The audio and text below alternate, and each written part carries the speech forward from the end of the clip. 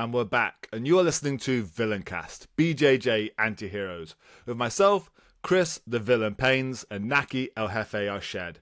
And welcome to a special edition of Reap the Week, Christmas special. You can unmute your microphone now, Naqi. Welcome to the chat. Hello. This has taken... How are you? This has taken, what, 9 takes? I think so. I stopped counting after 5. That's a record, by the way. I know. I've never messed it up that much, ever. Oh, right. This is a very special episode of Reap the Week. This is our Christmas special. We're recording this between Christmas and New Year's. It's not going to be like our normal episodes where we have questions from the mailbag. Jimmy Savile, stay where you are. This is going to be us reflecting on a year. It's been a powerful year. You've got your black belt this year. Yeah. You did your first seminars, international. Yes, indeed. I sometimes forget. Is there a delay, or am I just slow? I think I'm watching you, and I'm like, I'm talking. He's not answering. No. Yeah, international ones. Yeah. Hopefully, some more coming up this year. Hopefully, there is. Yeah.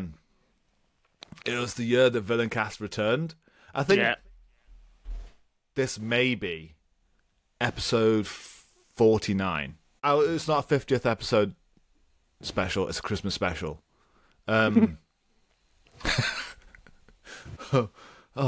So I know you've said this already, Nak.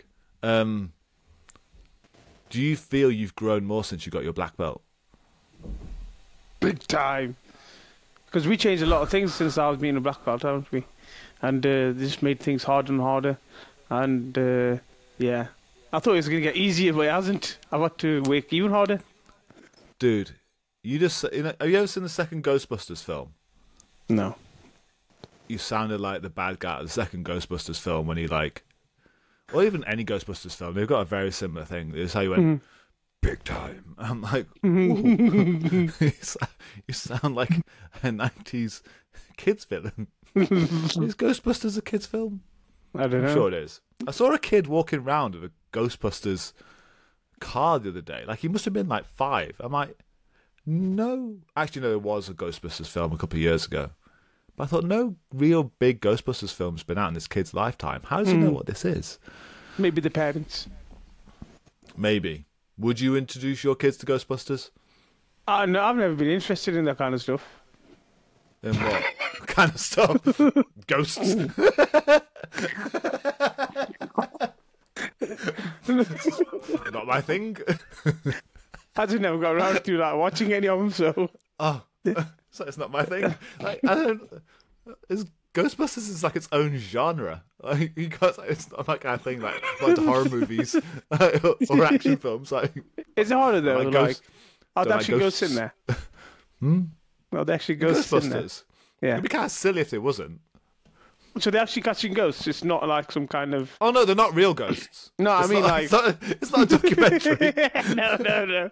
I know that much. No, but I mean like. They are actually catching ghosts, not just like, like in Scooby-Doo, they flipping have them. They scare people, don't they? Off. Yeah. No, it's not Scooby-Doo. No, it's they're busting ghosts, like real ghosts, in the film, not real ghosts. Yeah. Specify that. It's not its own genre. One interesting. Okay, you say you have grown more as a black belt. Yeah. I feel I have as well. I say I've learned more in the past 2 years than I have in the 13 years prior, which is insane. And it's one of those, like, I guess you couldn't appreciate it. Like, you think you get your black belt and it's you've done it, you've reached the peak of the hill, and there's nothing left. But wow, I'd say like. Every other belt is you just getting as you learn to ride with your training wheels on. And then you can actually ride your bike when you get black belt. Like, oh, right, I actually understand this sport now. I can actually train this sport. But every other belt is like, you ain't there yet. You're still learning various bits of how your body works. Now you're like, oh, I can see deeper into this game. I'd say that's probably the criteria for a black belt. I agree. It has been harder, and that has been the case where you have to... I think people just hunt you down a bit more as well. Like, I don't know what it is. They just want to hit you. I'd say it's like the first Matrix film. In in that, like, Neo could like do stuff. Like, he was like, just like doing like crazy shit fighting Agent Smith, and that's like all your other belts. And then the second you get your black belt, it's like you can see the Matrix. Like, oh right, okay, you have these like awesome powers, and you just figure out more about your powers as time goes on. And I'd say that's the moment. That's your Neo moment when you get your black belt. And then it's like, oh, I can see how this world works now. Let's rip it apart. And yeah, I've spent 5 years as Neo now. Oh, nice. Oh. It's gone fast. It's gone fast. It's gone fast. It has been a fast 5 years. I remember, what, you were a purple belt when I started? Yeah, I know, right? Yeah, purple.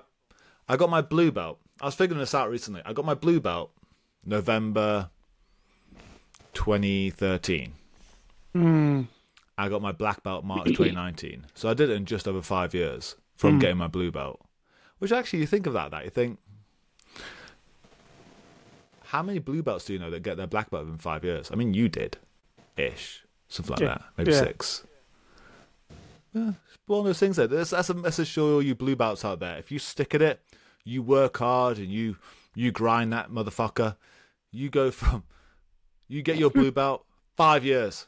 5 years of hard work, and you'll be a black belt. You'll be Neo in this Matrix. You see those, like, it wasn't like zeros and ones. It was weird symbols.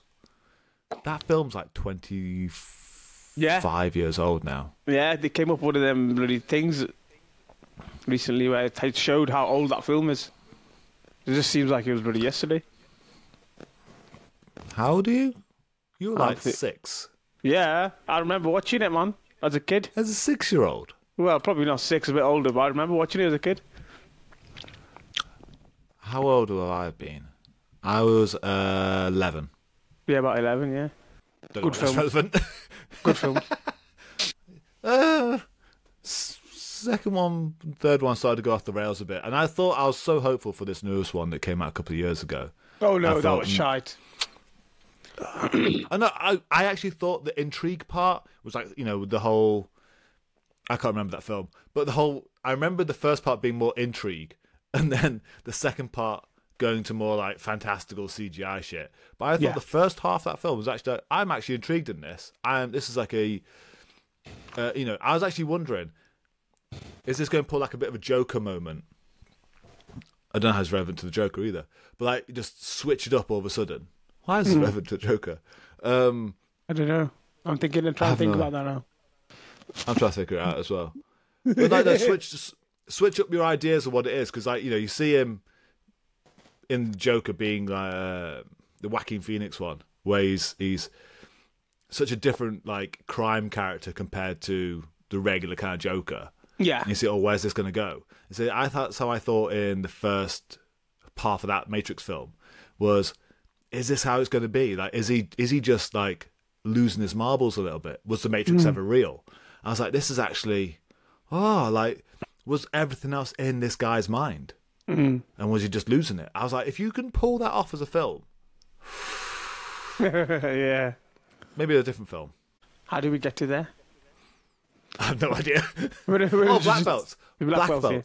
Black belts. And so I've just been on my European tour, and I think I'll blame Spotify for this. Maybe it doesn't like his name. Raul Howdu.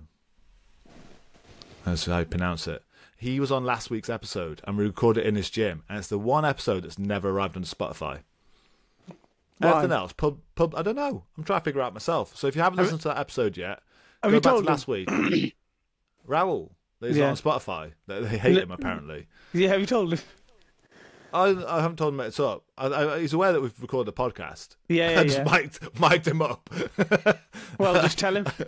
Just told him I've recorded a podcast of you. Like, when? Discrimination.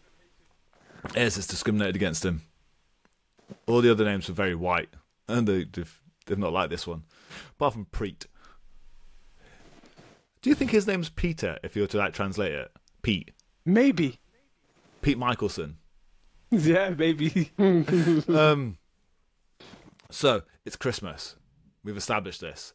One thing I wanted to talk about as well is, and this was actually interesting as well because I heard you talking the other day about fasting for Ramadan, and like how religious holidays affect jiu-jitsu and affect training, and you always find that those people, like, especially at Christmas, are just like, yeah, but we roll on every day. We do. But it becomes like a badge of honor kind of thing. And Christmas creates its own issues of training. You're seeing a lot of family, clubs can go very quiet, especially in the winter, people getting ill. They have a lot of partying as well. I want to talk a bit more about Christmas and that regard. But I'm actually interested because when's Ramadan in 2024? End of March, around that time it starts. It'll be a month. It'll last a month. Because how do you get on with? I know when you are in Ramadan, it's rough. But I know sometimes you've actually had summer Ramadan, haven't you? And it's been really rough on you. Yeah. Summer Ramadan was hard. Yeah, but that's when I figured out like how to play it in terms of how I can find a way I can consistently train over Ramadan and still be able to, get my nutrients and stuff. I mean, summer was the hardest. Now this year that's just gone. I realise it's not that hard. Obviously, with the new stuff that I tried as well, in terms of drinking the right amount of water and getting the right nutrients in. And what I did this year that I hadn't done before was I didn't do any separate conditioning in the gym. I didn't do any weights or any rings or any kind of that conditioning. I just rolled a lot, and I thought it gives me a break from that, but I get a lot of rolling in. So I'm going to try that again this coming year, and I had a good Ramadan, to be fair, in terms of training. So I'm going to try that because the last few years I was tried to do what I normally do, and it wasn't working, man. And I think it was just too much toll on the body. But I've started to get my water right, and I think that works. So we'll see. I trial things all the time, man.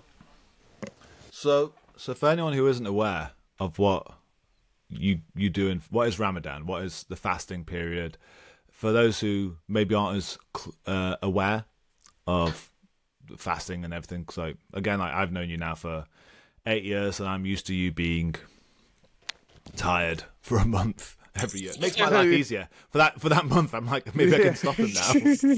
He's weak. Yeah. Every win now counts. Yeah. So basically, it's one of the pillars of Islam, and what it stands for really is it's more about there's a spiritual side to it, and there's a physical aspect to it as well, and a mental aspect to it, because it teaches you like patience, and it's not just a fast of food and drink; it's a fast of watching your tongue and fasting from other natural desires that we have. It's a fast of basically, it's a self-reflection of yourself, and also then a physical cleanse where you're not allowed to eat or drink from sunrise to sunset, right dawn to sunset kind of a time. And obviously with it being following the lunar calendar, it changes every year. So every year you're coming back about 10 days to 14 days, depending on obviously the moon and how the calendar works. There's also 12 months in Islam as well of the year, so it's very similar to the Gregorian calendar, but it does change every year. And there's also 29 and 30 days depending on the moon sighting, so it's all to do with the moon, and then the fasting side of it, obviously the spiritual, mental and physical cleanse. But I think a lot of people, they struggle, they can do the physical side of it, but it's the mental side of it a lot of people struggle with because they can't stay disciplined with it. So what do you have to do when it comes to the fasting side of it, the physical side of it, and how does that then affect training for you? So again, I'm going back to the summer months because you have a very tiny window where you can refuel and then get your sleep in and then be ready to train again the same you would on a normal day. Hence why I reckon when it comes to the winter times, it'll be something like we'll start the faster like something like 6 in the morning, and by the time it's like, because it gets dark really early, about 3:30ish, it'll be open. So you got a way bigger window to eat, refuel. So for me, it'll be even easier because I intermittent fast a lot. So it'll be an even bigger window for me. So then it'll probably be more closer to my normal day of training when it comes to the winter months. So probably another 2-3 years, maybe 4 years maybe. But whereas in the summer when it happened a few years back, when it was July and obviously June, where it was the longest days of the year, that's where I had to prioritize like getting a lot of fluids in. And not eating that much because you ain't going to digest it, you know what I mean? And then if you want to train the next day and then the recovery side of it, it does get hard. And obviously, one thing that I suffered with a lot, not a lot, but I had to control and like see how it was affecting me was I was getting like, when I was training, very hot. So that was obviously with the whole dehydration thing. So that's when I started looking at like vitamins and minerals that you can consume to obviously give you that extra little boost. But still, man, it does take its toll. I'm not going to lie. It does take its toll. No, I understand that. And again, like it's the only month that I get where I actually stand a chance of maybe catching you. Especially on the day when you've been fasting all day. I'm like, maybe this is the time. I'd say that's probably the two main holidays that we have to contend with for training. Yeah. Ramadan, we have yourself, who's affecting quite a few others in the gym, and then Christmas, that also affects people's time, and then it's kind of the opposite of fasting. You engorge yourself. And that's one thing as well. Do you remember Europeans? I don't know if it's still true because I don't care about the IBJJF. Is that their name? Yeah. Cool. IBJJF is, I think the Europeans used to be like a week or two after Christmas. Like okay. After in the new year, like Europeans. And I just thought, I'm never going to do this because I can't. No matter what weight I apply for, even if I'm not cutting, still add 5 kilos. I put on 2.5 kilos on Christmas Day. Wow. And I lost it. I think I just drank a lot. Mm. Maybe I woke up dehydrated. Dehydrated. Dehydrated. And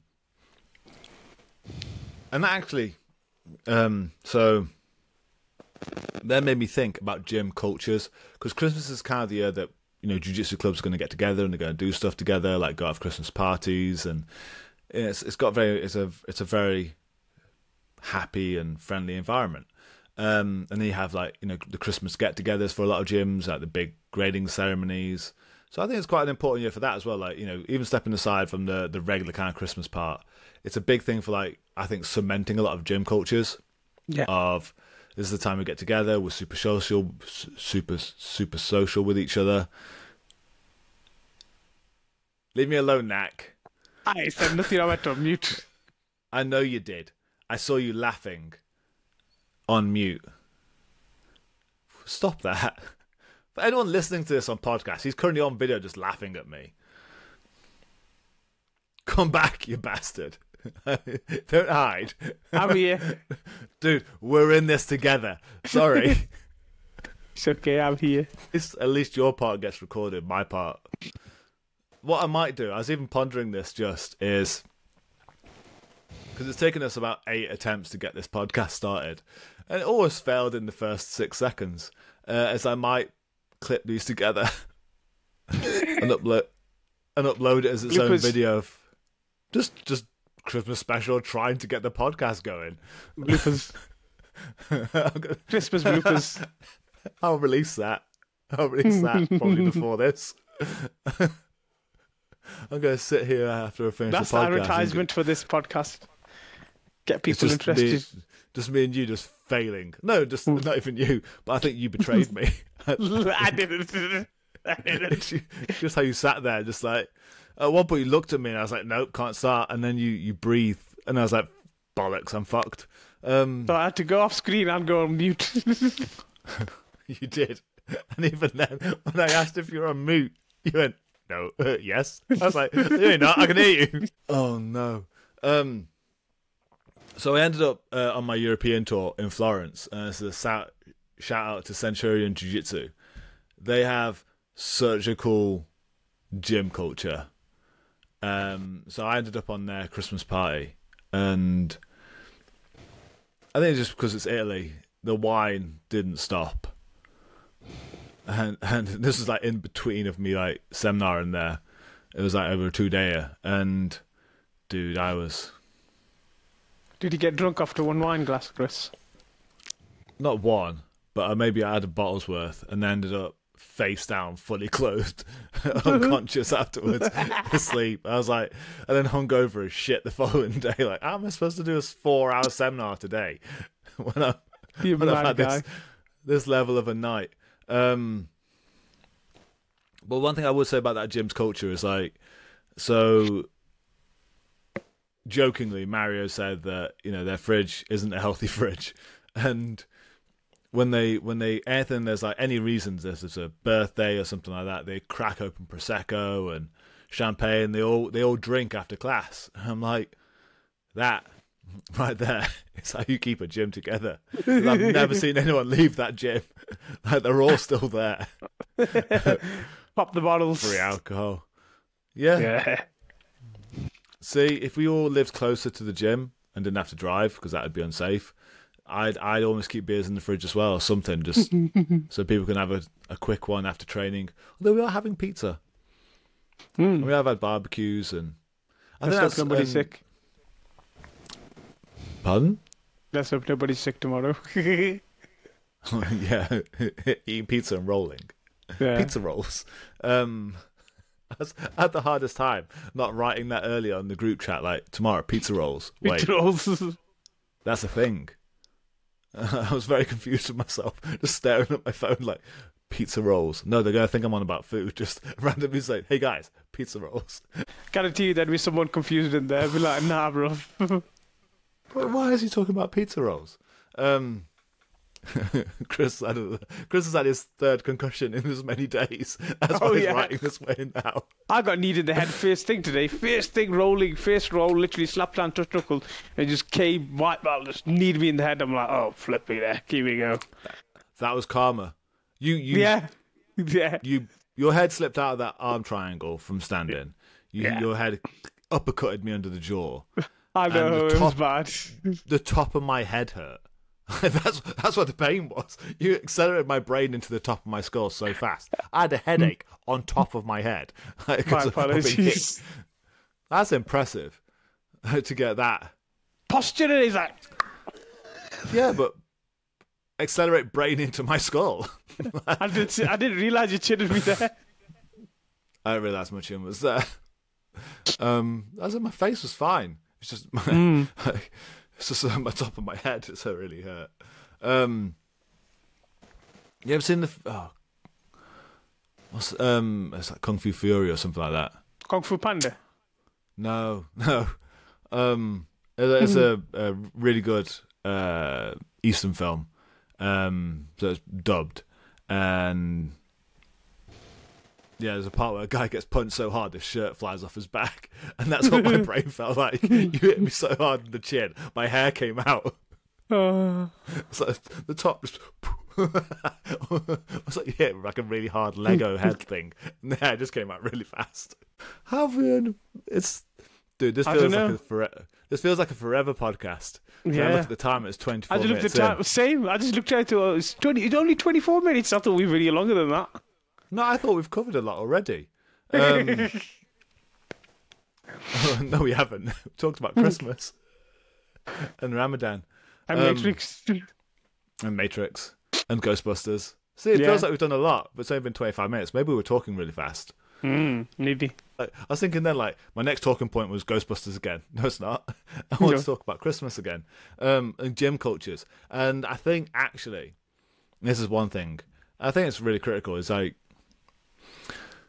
you can try. I think, you know, when you look at elite level athletes, you know, they move gyms on purpose because they want to be under a different team and represent a different team. It's almost like trading athletes now, like in football. But when I look at everyone else, you stay at your own gym not because of the training. It's because of the social aspect. It's because of where your friends are. I think that's what makes it hurt more when people leave. Like, you lose your friend. Yeah. True. And yeah, I think Johnny Buck on one of the first episodes we said was, you don't stay at your gym for the gym, you stay at the gym for the people. And you can feel that definitely in gyms that really push that social culture of, everyone being part of the group and group chats and being welcomed and remembering their name. Pretty important.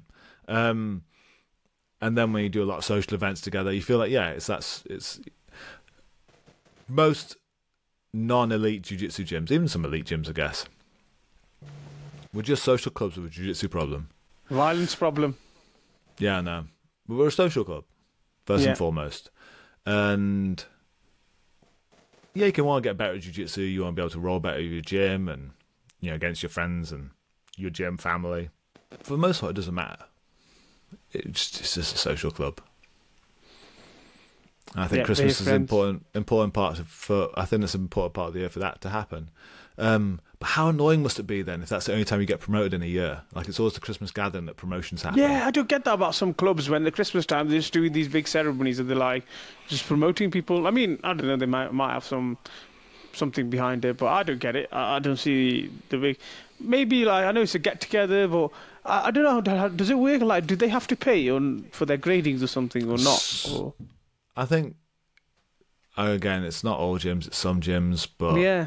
I think it's a case of you have like your winter get together and you pay like it's a seminar, but then you're pretty much always going to get like a promotion at the seminar. Does that make sense? Yeah. I've never subscribed to any of that. I don't know anybody who's been part of that. So I think it's a bit of a Baja thing, maybe. Some of the bigger teams. They do that kind of stuff. The winter gathering. Even my phone felt that. But I don't think it's a case of it being a big thing. Just maybe it's just a Baja thing. But again, I don't like those like people getting promoted at seminars. I like the idea of there's that argument. Should you make it a special day, like a grand day when you get promoted, or just a regular kind of day, like, oh, you deserve this today? What would you prefer? I don't know, man. Like, I think my promotions were normal, other than the last one, which was a seminar, wasn't it? Yeah. Which one did you prefer then? You've had both. Oh, I like my blue belt one because there was a few of us together, wasn't it? I like the ones where it's a few of us, like. Oh, okay. Obviously, so a gathering would be nicer then. Yeah, like when there's a few of you, because then it's a shared kind of celebration, isn't it? Like, that's fair. And we would, like, when I got my black and me and Abbas got it together, it was a shared thing. Like, it wasn't just me. You know what I mean? I thought that was quite cool. That's like celebrating your Christmas over your birthday. Like, I don't like it just being about me, but we can celebrate together. It's really nice. I don't want to celebrate my birthday anyway, so yeah. I don't. I think I've ever been out and done anything like drinking or. I think this was the first year in a long, long time where I wasn't working on my birthday. It was a Sunday. No.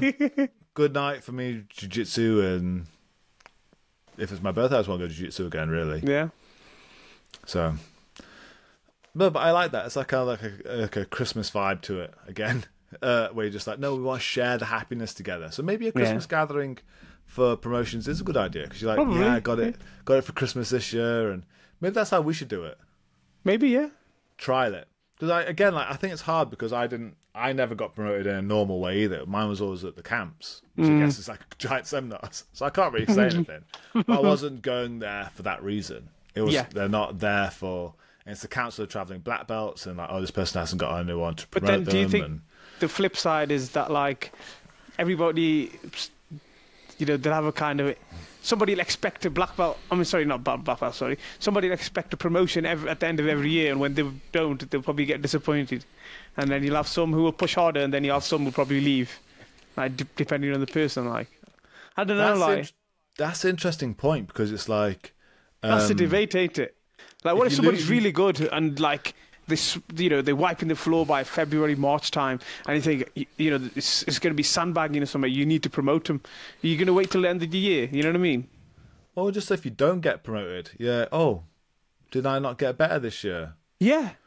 Oh, or like not even a stripe or something. Like, I didn't even get a stripe. Like, maybe I didn't improve in the past 12 months. And I think that'd dishearten you way, way quicker. Yeah. I reckon so what's as the well. point? I've got to wait another year before they even recognise me. Yeah. That's kind of sad. That would ruin my Christmas. I need to specify this as well for anyone who listened to that thing about my promotions. So I'm normally seen as Preet's student. I'm not his student. We are friends and we share ideas, and he was a hired person who gave me my freedom. But when it comes to where I got my actual other belts, so the Globetrotters camps, I know that's had some confusion and controversy before. Is that because the way it works is so you let the camp know before you go that you haven't got a coach and you're freewheeling it, and you need some help, going up the ladder and getting some advice. They then check to make sure that you're not just going there, you've split from your coach and you're just trying to game the system and get a belt fast. And then you've got to roll with train with every black belt for the whole week. And every black belt then has to vote on what level you're at. And if you're not at that, if even one black belt says no, you don't get your belt. So it's 19, sometimes up to 20 odd black belts. If 19 say yes and one says no, this person isn't really there, don't get it. So it's quite a difficult way of getting through the belts, because you're not just like up to one person's perspective of what that belt is. You got to approve of 20 odd, and that's good. You have to be quite a camp regular to even get them. So to think that my belts are kind of given to me, I kind of paid for them by going to a camp. No, some camps I didn't get promoted at all. It was sometimes I go for years without getting a promotion, and then I had to impress. I remember I think it was my black belt actually. Or brown belt or something. I think I was supposed to get it, and one black belt did say no, and I was like, "Nope, you're not getting it this year, Chris." I'm like, "Okay, that's fine. I understand," because I didn't really do stripes. But I guess doing it that way made me unsure of how to do it in our gym. Then that makes sense. Or was I just rambling? No, it made sense. Makes sense. Cool. Thank God. Yes, that's why I have many coaches who all had to agree. I think that's good because it gives you a broader perspective, and it gives you proper, honest feedback of your actual skills, and then they can give you good feedback of whatever you need to work on if you do need to work on stuff, rather than one person is like 20. You know what I mean? I've actually at previous camps, now I'm on this side of the wall being a black belt. I do get put into those conversations of instructors and like, oh, this person's come forward, they're a white belt, they train out of somewhere like Eastern Europe or whatever, like Romania, they haven't got anyone around them. Can you all roll with that person, please? And just, is that white belt worthy of a blue belt? And before I've said no, like, sorry, I actually don't think they're quite weak in these areas, and that person didn't get their belt. And I might have been one of the only voices to actually go, no, actually, I don't think they can do this, so I wouldn't. And I was like, right, cool. Well, this person's not getting it then. That's been the one voice to crush another person's dreams. It depends, though, innit? Like, if it's someone who is going to push themselves with that, then sometimes it's a good thing. No, I get that. But it's, the thing of it like a belt mill and people just go and you just get a belt without a coach. Like, no, you've got to... You got to earn it, man. Earn it. You got to impress 20 odd black belts, and tough weeks as well rolling with 20 odd black belts. So try and test if you're worthy of something. Yeah, that was shorten your lifespan. Where's the hell my coffee gone, dude? When did that get there? Plans for the new year, Naq? Well, I want to compete a lot next year, so I'm going straight back into training. I had a couple of weeks, week and a half, just this Christmas period where again just taking it a bit easy, just rolling a bit, no real strategy, just playing, having fun, leg locking again, and then go back to discipline in January time. And then, hit it, man. Hit the competitions February, March time and see where it takes us. Got that camp as well, hopefully, in March in Amsterdam and a competition there. And then we'll see. No, Raul told me about that, and I was like, Naqi said you're going to come to this. I was like, what date? I was like, I'm in America, so I can't make it to your ADCC prep camp. Okay. What? I've been in the States getting my legs rinsed by American wrestlers. Yeah. But we'll pass. I think it's coming back in May. Yeah, probably be on that as well. He has got the craziest connections. When we got Imanari, Yeah. There was a chance we were going to get Aoki as well. Wow. Wouldn't that have been crazy? That'd have been sick. Like he said, it's not impossible to get that to happen. I'm like, you get Aoki.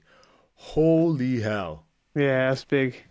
I'd wear rainbow spats and just that for him. But yeah, he's got his old camps, like his old 10th Planet camps. He used to have like Eddie come over, Nathan Orchard, Jean-Jacques, Martinez brothers. You think, holy hell, you were really good at booking these things. Yeah. It always impresses me. So that, definitely check out the last week's podcast of Raul Howdo. If it's not on Spotify yet, it is on YouTube, Google Podcasts, Apple Podcasts. Go check that one out. It's a really, really good episode. And like I say, here and now. Do you know he had a... You know how he started in all this nonsense? Jiu-Jitsu? Yeah. No. He started in Kung Fu, in Wing Chun Kung Fu. Okay. And I think he had a few months of Wing Chun Kung Fu, and then he entered into a MMA fight. Okay. And he goes ass kicked. Dude, he's in the Netherlands. His first fight was against a Dutch kickboxer. Yeah. And he walks in doing chain punches. I'm like, 1, 2, bang, bang.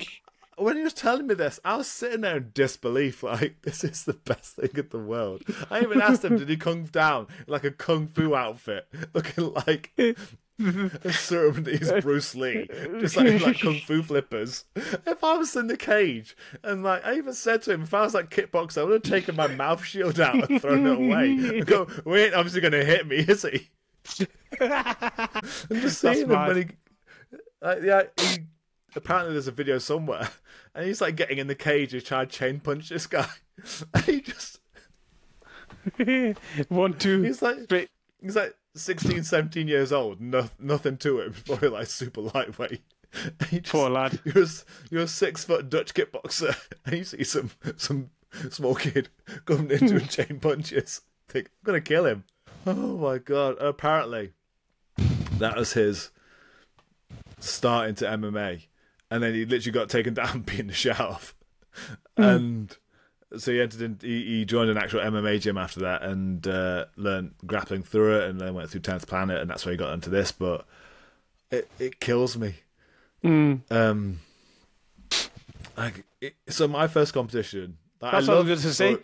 Similar to yours, isn't it? Similar to yours. Doing Japanese jiu-jitsu, go to a jiu-jitsu comp. I love people who like...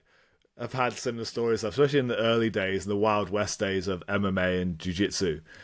But, late 2010s or whatever, like before then. My time. And you hear these stories of people who came from traditional arts. Like, I entered into my first ground fighting competition. There's no videos of it, thank God. All I've done is... The only ground fighting I'd done was in traditional Jiu-Jitsu. Well, I was a black belt. And we'd literally start back to back, and then we would turn around and just try and like wrestle the other person into Kesakatan. That was it. That's all you did, is the only technique. And I then joined Fighting Fit, and then had like 3 lessons and went to a competition. So I went to this competition. Fighting Fit wasn't even a gi club. No one wore gi, so I went into this competition with a karate gi on. I'm a black belt. I'm in a division where, because I thought I was a black belt, I was going to enter like more advanced. And so my first fight was against a BJJ blue belt, then a judo black belt, and then a BJJ purple belt.